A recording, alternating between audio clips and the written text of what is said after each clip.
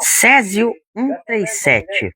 O que aconteceu em Goiânia no ano de 1985, que ficou marcado para sempre em todo o Brasil.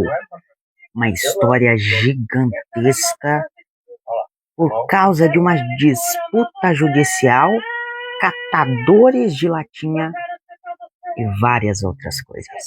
Quer entender essa história toda? Seja bem-vindo. É o JD Doc agora.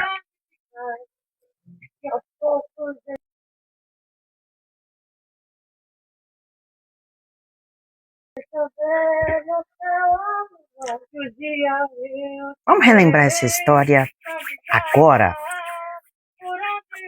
O cenário antes do acidente, em 1985, numa clínica de radioterapia de Goiânia, mudou de endereço.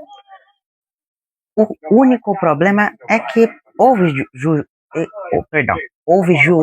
brigas judiciais sobre o imóvel e tudo mais. De repente, a empresa que controlava aquele endereço, aquela clínica radioterapia, foi sem avisar ninguém e sem recolher os equipamentos. Os equipamentos ficaram lá. E o Césio 137 também estava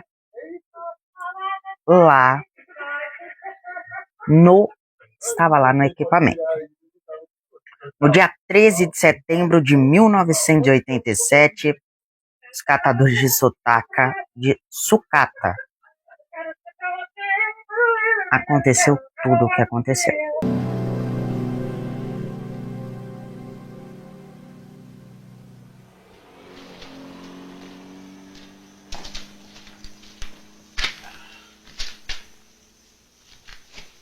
Tem que desmontar. Vamos? Segura aí pra ver se esse troço sai do eixo.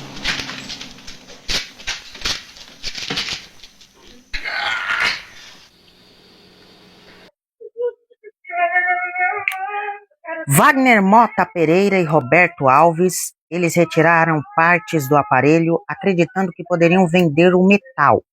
Ao desmontar a máquina, encontraram uma pequena cápsula metálica extremamente pesada. Eles levaram a peça para casa e começaram a tentar abrir o objeto usando ferramentas improvisadas. Sem saber, estavam rompendo a proteção de uma fonte radioativa. Quando conseguiram abrir parcialmente a cápsula, apareceu um pó azul luminoso. O material chamou a atenção porque brilhava no escuro. Aquele material era, sim, o Césio 137. Essa história é impressionante, né? E pra gente continuar essa história, eu preciso que você deixe o like, se inscreva aí, dê seu comentário. Você gosta desses tipos de vídeo? Vamos fazer Chernobyl na próxima. Vamos continuar essa história? Vamos lembrar que o que aconteceu nessa história, algumas pessoas tocaram nesse pó, espalharam na pele, levaram para casa, entregaram para crianças. A cápsula chegou ao ferro velho do Devair Ferreira. O próprio ficou fascinado pelo brilho daquele pó que era o Césio 137. Sua esposa Maria Gabriela Ferreira começou a perceber que muita gente ao redor começou a adoecer. Os primeiros sintomas das vítimas foram vômitos, diarreias, tonturas, queimaduras, queda de cabelo, sangramentos, febre, fraqueza extrema. Como ninguém suspeitava de radiação, os médicos inicialmente confundiram como sintomas de virose, intoxicação alimentar e doenças tropicais. A grande descoberta de tudo isso? No dia 28 de setembro de 1987, Maria Gabriela levou parte da cápsula para a vigilância sanitária. Um físico percebeu imediatamente níveis absurdos de radiação. O alerta nacional começou naquele momento.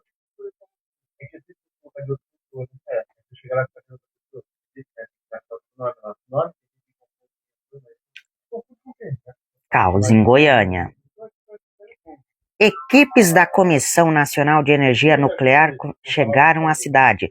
Bairros inteiros foram isolados, helicópteros militares, médicos e especialistas passaram a atuar na emergência. A população entrou em pânico. Muitas pessoas correram para hospitais acreditando estar contaminados.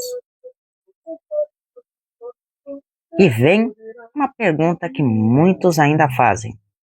Quantas pessoas foram afetadas?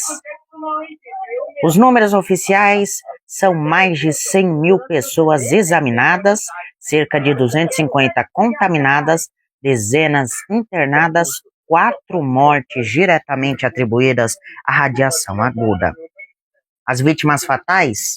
Leide das Neves Ferreira, Israel Batista dos Santos, Admilson Alves de Souza, Maria Gabriela Ferreira. Aconteceu com você e com a sua família? Não, realmente não.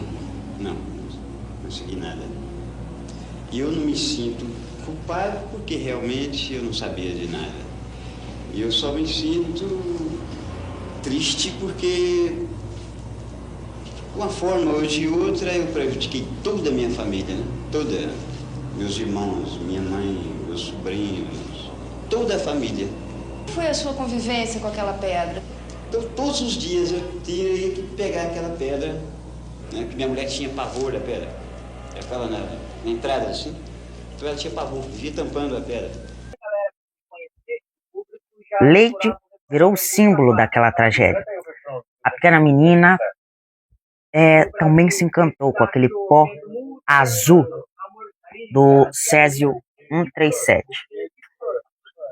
Só para a gente entender um pouco, muita gente, porque eu já ouvi dar uma explicação bem rápida, muita gente não sabe, eu já vi gente falando que ela ingeriu, que alguma coisa, o que realmente poderia ter acontecido, o que aconteceu? A menina estava brincando com o pó, e com as mãos contaminadas do pó, a mãe tinha feito um ovo cozido, ela comeu esse ovo cozido com as mãos contaminadas do Césio 137. O enterro de Leide.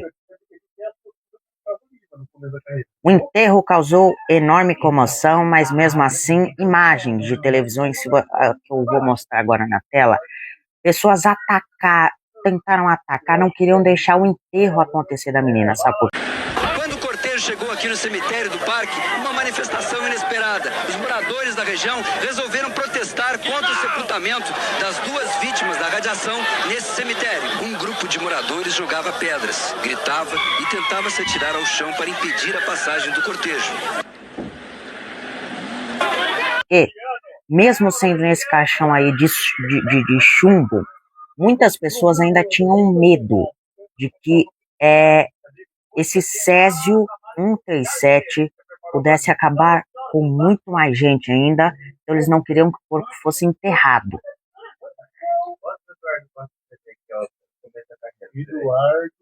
A descontaminação. A limpeza foi gigantesca, casas contaminadas foram demolidas, objetos pessoais destruídos, roupas, brinquedos, móveis, eletrodomésticos, documentos, parte do solo foram retiradas, toneladas de lixo radioativo foram armazenadas em depósitos especiais em Goiás. Olha, no meio disso tudo, houve também preconceito. Nossa Senhora do Coração recebeu. Minha família todinha foi atingida. Foi filho, foi sobrinho, foi nora, os netos, bisnetos. Tudo me minha família. O que eu dou para fazer nesse mundo, meu Deus? O que será de nós? Nós não podemos sair. Está tudo correndo de nós. Tudo acha que nós estamos tudo contaminado, que vai contaminar todo mundo.